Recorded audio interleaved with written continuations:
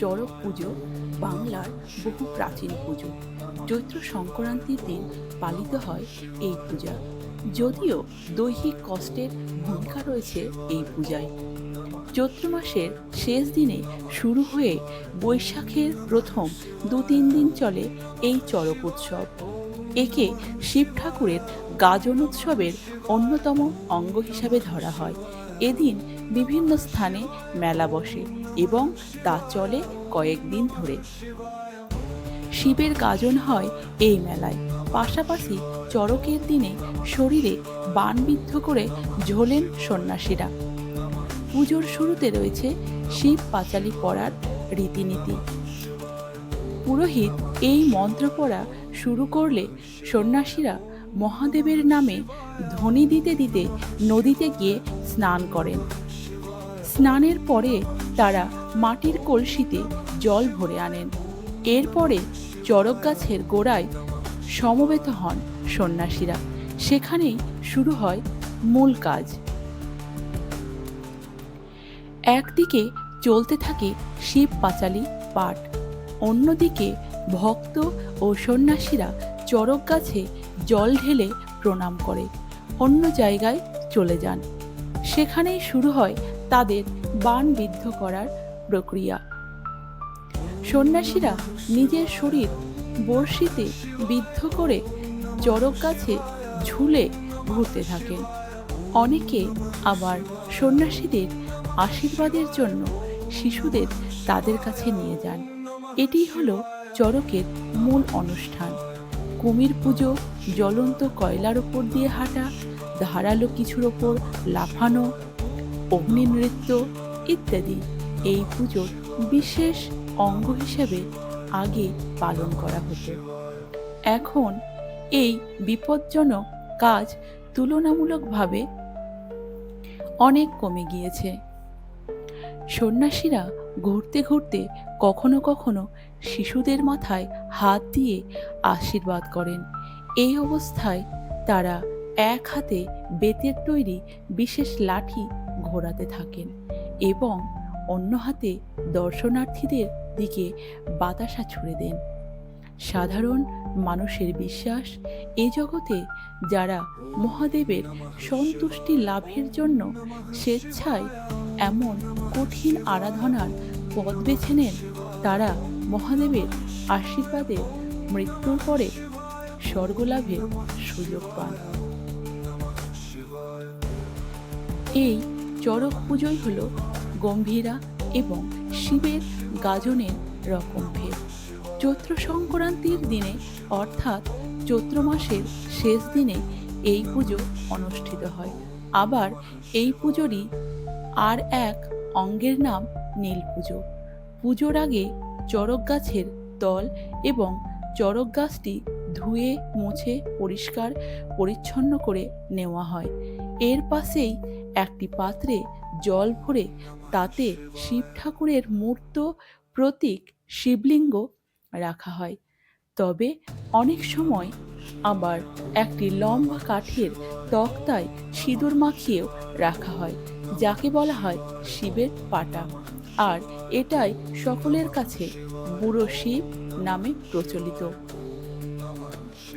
এবার জানবো এই পুজোর ইতিহাস কি। ব্রহ্ম বৈবর্ত পুরাণে চৈত্র মাসে শিব ঠাকুরের আরাধনা, নাচ গানের বিশেষ উল্লেখ রয়েছে। বলা হয় দ্বারকাধীশ কৃষ্ণের সঙ্গে শিবের একনিষ্ঠ উপাসক বান রাজার যুদ্ধ হয়। সেই যুদ্ধে মহাদেবের থেকে অমরত্ব লাভ করার জন্য বান রাজা নিজের শরীরের রক্ত দিয়ে মহাদেবকে তুষ্ট করেন এবং ভক্তিমূলক নাচ গানও করেন। তখন থেকেই এই পুজোর শুরু। বর্তমান সময়ে সেই থেকে শৈব সম্প্রদায়ের মানুষ এই উৎসব পালন করে চলেছেন। কথিত আছে 1485 সালে রাজা সুন্দরানন্দ ঠাকুর প্রথম এই পুজোর প্রচলন করেন। এটি কখনো বড় আকারের পুজো ছিল না। এটি ছিল হিন্দু সমাজের লোক সংস্কৃতির অঙ্গ। সাধারণত বেশিরভাগ পুজোয় ব্রাহ্মণদের প্রয়োজন হলেও এক্ষেত্রে ব্যতিক্রম আছে। শোনা যায়, যেহেতু চড়ক পুজোর সন্ন্যাসীরা ছিলেন নিচু সম্প্রদায়ের মানুষ, তাই এটি সমাজের একটি বড় অংশের মানুষের সংস্কৃতির অঙ্গ হিসেবেই থেকে গিয়েছে। এবার জানব এই পুজোর প্রথা, এই পুজোর কিছু নিয়ম কারণ আছে। এই পুজোর কিছু বিশেষ প্রথা রয়েছে যা আজও নিষ্ঠার সঙ্গে পালন করা হয়। যেমন জ্বলন্ত কয়লার ওপর দিয়ে হাঁটা, ছুরি এবং কাটার ওপর লাফানো, কুমিরের পুজো, শিব ঠাকুরের বিয়ে, আগুনের ওপর নাচ, শরীর বানবিদ্ধ করে চড়ক গাছে দোলা ইত্যাদি।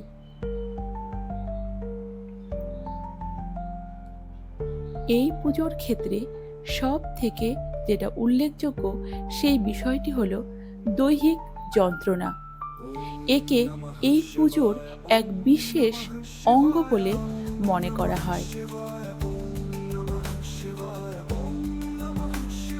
বলা হয়, প্রাচীন কৌম সমাজে প্রচলিত নরবলির সঙ্গে সম্পর্ক যুক্ত রয়েছে এই পুজোর রীতিনীতি। সর্বোপরি এই পুজোর মূলে রয়েছে ভূত, প্রেত এবং পুনর্জন্মের গাথা।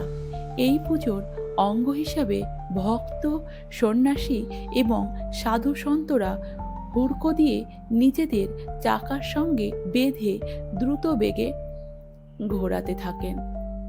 আবার লোহার শলাকা তাদের হাতে, পায়ে, গায়ে, পিঠে, এমনকি জিহ্বাতেও প্রবেশ করানো হয়। তবে ব্রিটিশ সরকার আইন প্রণয়ন করে এই নিয়ম নীতি বন্ধ করে দিয়েছিল।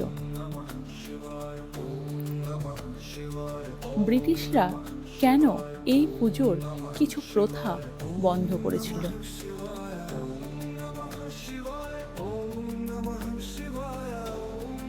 ব্রিটিশরা চড়ক পুজোর অনেক প্রথা বন্ধ করেছিল। মূলত তাদের শাসন ব্যবস্থা, সামাজিক নীতিমালা এবং সভ্যতার ধারণা অনুযায়ী এই প্রথাগুলিকে বন্য, অমানবিক ও অসভ্য বলে মনে করেছিল। নিচে এর কিছু প্রধান কারণ ব্যাখ্যা করা হলো। প্রথমত হলো অত্যন্ত শারীরিক কষ্ট ও সহিংসতা। চড়ক পুজোয় মুখ সুই বা শরীরে হুক ঢুকিয়ে ঘোরানো, আগুনে হাঁটা, কাটার ওপর দিয়ে চলা ইত্যাদি প্রথা ছিল। ব্রিটিশ শাসকেরা এসব প্রথাকে শরীরের প্রতি নিষ্ঠুরতা এবং অমানবিক আচরণ বলে মনে করত। তারা এগুলোকে বন্ধ করার জন্য আইন আনতে থাকে। দ্বিতীয়ত, সামাজিক সংস্কার ও সভ্যতা প্রচার। ব্রিটিশরা মনে করত ভারতীয় সমাজ অসভ্য এবং তাদের সভ্য করতে হবে। তারা নিজেদের ধর্ম ও সংস্কৃতিকে উন্নত ও শ্রেষ্ঠ মনে করত।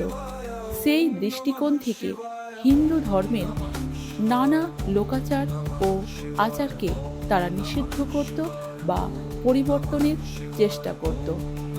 তৃতীয়ত, খ্রিস্টান মিশনারিদের প্রভাব। অনেক খ্রিস্টান মিশনারি এই প্রথাগুলিকে নির্দয় বলে প্রচার করতেন।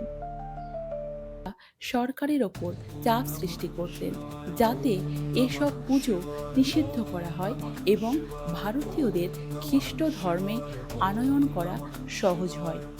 চতুর্থত, আইন শৃঙ্খলা ও জনস্বাস্থ্য। চড়ক পুজোর সময় বিশাল ভিড় জমত। অনেক সময় দুর্ঘটনা, মারামারি বা অশান্তির সৃষ্টি হতো। ব্রিটিশ প্রশাসনের পক্ষ থেকে জনশৃঙ্খলা বজায় রাখতে অনেক ক্ষেত্রেই এই ধরনের জমায়েত বা প্রথা নিষিদ্ধ করা হতো। পঞ্চমত, শাসন কৌশল ও নিয়ন্ত্রণ। ব্রিটিশরা চাইতো সমাজে তাদের পূর্ণ নিয়ন্ত্রণ বজায় রাখতে।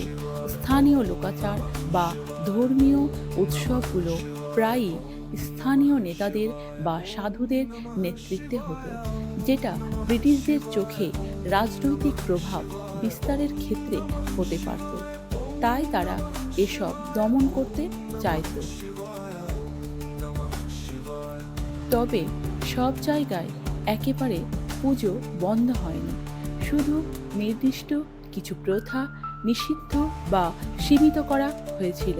কিন্তু আজও প্রত্যন্ত গ্রামাঞ্চলে এইসব নিয়মনীতি প্রচলিত রয়েছে। ভিডিওটি ভালো লাগলে অবশ্যই লাইক এবং শেয়ার করতে ভুলবেন না। Shivaya, Om Namah Shivaya, Om Namah Shivaya, Om Namah Shivaya, Om Namah Shivaya.